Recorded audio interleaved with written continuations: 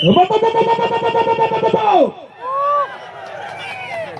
આદેશ, અબુ આદેશ આપણો છે અને રાજ પાછું લેશું.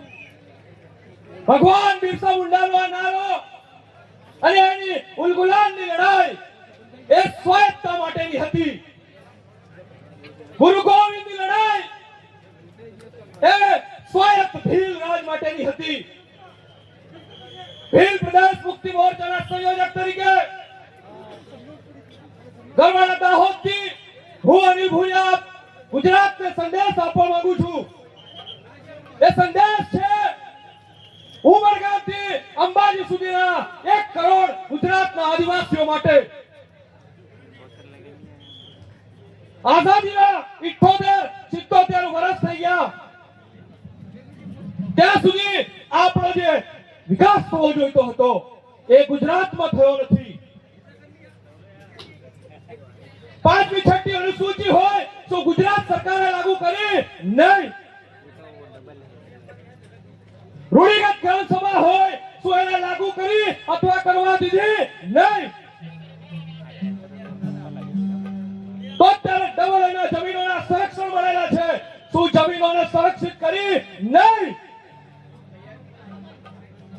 પૈસા એક્ટનો કાયદો સરકાર લાવી પરંતુ એનું ઇમ્પ્લિમેન્ટ થયું નહીં. જળ હોય, જંગલ હોય, જમીન હોય, આરક્ષણ હોય, શું આ લાગુ થયું નહીં. એટલા માટે ભીલ પ્રદેશ જોયે છે આ ગુજરાતના લોકોને, આદિવાસી લોકોને હું સંદેશ આપવા માંગુ છું. અહીંયા જંગલની જમીન આદિવાસીઓ ખેડતા હોય ત્યાં જંગલ ખાતાના અધિકારીઓ આવી અને એને ઢોર માર મારે છે. એના સામે કોઈ આગેવાન, કોઈ નેતા બોલે છે તો એને 7-7 વર્ષની સજા ફટકારવામાં આવે છે. જમીનો છીનવવામાં આવી રહી છે. દિલ્હીથી મુંબઈનો ઇકોનોમિકલ કોરિડોર કાઢવામાં આવ્યો ત્યારે ગુજરાતના આદિવાસીઓની જમીન પાણીના મોલ પર લઈ લીધી. ત્યાં અમદાવાદથી મુંબઈ સુધી બુલેટ ટ્રેન કાઢી ખાલી થાંભલા રોપ્યા. એના માટે પાટીદાર સમાજના લોકોને કરોડોનો મુઆવજો આપ્યો. સાપુતારા હોય, કેવડિયા હોય, સ્ટેચ્યુ ઓફ યુનિટી હોય કે રોડ હોય, એ દરેક જગ્યાએ આદિવાસી વિસ્થાપિત થયા. ગુજરાતને જ્યારે પાણીની જરૂર પડી, ફેક્ટરીઓને પાણીની જરૂર પડી, ખેતીને પાણીની જરૂર પડી ત્યારે આદિવાસી લોકોની જમીનો પર આ ડેમ બનાવવામાં આવ્યા. જે લોકોએ જમીનો આપી વિસ્થાપિત થયા એ લોકોને સિંચાઈ માટે પાણી ન મળ્યું, ના પીવા માટે પાણી મળ્યું. આજે નર્મદા નદીનું પાણી કાઠિયાવાડ, સૌરાષ્ટ્ર સુધી જાય છે, કચ્છ સુધી જાય છે, તો ગુજરાતના આદિવાસી જિલ્લાઓને કેમ ન મળ્યું? બોગસ પ્રમાણપત્રો ઉભા કરવામાં આવ્યા. હજારોની સંખ્યામાં ગુજરાતમાં આદિવાસી લોકોની નોકરીઓ છીનવાઈ રહી છે. હજારોની સંખ્યામાં કેટલાક સરપંચ બની ગયા, કેટલાક તાલુકા સભ્ય, જિલ્લા સભ્ય, કેટલાક પેટ્રોલ પંપ ખોલી દીધા, કેટલા હજારો લોકો આદિવાસીઓની ક્લાસ 1, 2 ની, ક્લાસ 3 ની નોકરીઓ લઈ લીધી. 40% અને 60% ક્રાઇટેરિયા સરકાર લાવી ગુજરાતમાં અને એના માધ્યમથી આદિવાસીઓની નોકરીઓ છીનવવામાં આવી રહી છે. ગુજરાત સરકારમાં હમણાં કોન્સ્ટેબલની નોકરીઓમાં 189 સીટો ખાલી ગઈ. 11-12 શિક્ષકોમાં 148 સીટો ખાલી ગઈ. ગૌણ સેવા પસંદગીમાં 157 સીટો આપણી ખાલી ગઈ.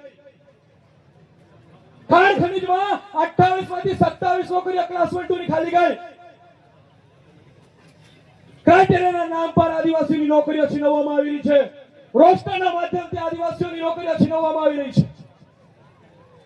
બોગસ પ્રમાણપત્રોના માધ્યમથી સરકારો અને તંત્ર વ્યવસ્થા એને ન્યાય નથી આપતી, ત્યાં પણ નોકરીઓ છીનવાઈ રહી છે. આ દરેક જગ્યાથી આદિવાસીના શોષણનો ભોગ બનવું પડી રહ્યું છે. એટલા માટે ભીલ પ્રદેશ જોયે છે બંધારણીય અધિકાર હોય, આદિવાસીઓનો ઇતિહાસ હોય, શું એ ધરાતલ પર લાગુ થયેલી જોવા મળે છે ગુજરાતમાં? નહીં. દેશના મૂળ માલિકોનો ઇતિહાસ પણ આજે પાઠ્યપુસ્તકોમાં નથી. યુનિવર્સિટીઓ, કોલેજો આદિવાસીઓના નામ પર બનાવવામાં આવે છે, હજારો રૂપિયા લૂંટવામાં આવે છે અને આદિવાસી વિદ્યાર્થીઓની ફી કાર્ડ બંધ કરી દેવામાં આવે છે. સ્કોલરશિપ નથી મળતી, મેનેજમેન્ટ કોઠામાં ગણી લેવામાં આવે છે. કેટલી ભરતીઓ યુનિવર્સિટીઓમાં પ્રોફેસર તરીકે, વીસી તરીકે, કેટલા મામલતદાર, કેટલા પીએસઆઈ, કેટલા પીઆઈ, કેટલા કલેક્ટર એ ગુજરાતમાં વસ્તીના અનુસંધાનમાં આદિવાસીઓને આરક્ષણ મળેલું છે? નથી. એટલા માટે ભીલ પ્રદેશ જોવે છે અને એ સાકાર થશે આ જાજમ વ્યવસ્થાથી. જ્યાં સુધી બહારના લોકોના સંગઠનો, પાર્ટીઓ છોડી અને પોતાની વ્યવસ્થા નહીં લાવીએ ત્યાં સુધી ભીલ પ્રદેશ નહીં મળે, ત્યાં સુધી સ્વાયત્ત રાજ નહીં મળે. એટલા માટે ગુજરાતના 1 કરોડ આદિવાસીઓને હું આ મંચ પરથી, આ પવિત્ર ધરતી પરથી સંદેશ આપવા માંગુ છું કે બાપ દાદાની, પૂર્વજોની આ જાજમ વ્યવસ્થાથી આપણે નિર્ણય લેતા થઈએ અને તે દિવસે આપણને આપણું ભીલ રાજ મળશે. આ પારકી પાર્ટીઓ અને પારકા સંગઠનોમાં આપણું ક્યાંય કશું ભલું થવાનું નથી. જોહાર, જય આદિવાસી. આપ સર્વેને ક્રાંતિકારી જોહાર. જય ભીલ પ્રદેશ. થેન્ક યુ, ધન્યવાદ, बहुत बहुत जोर आभार.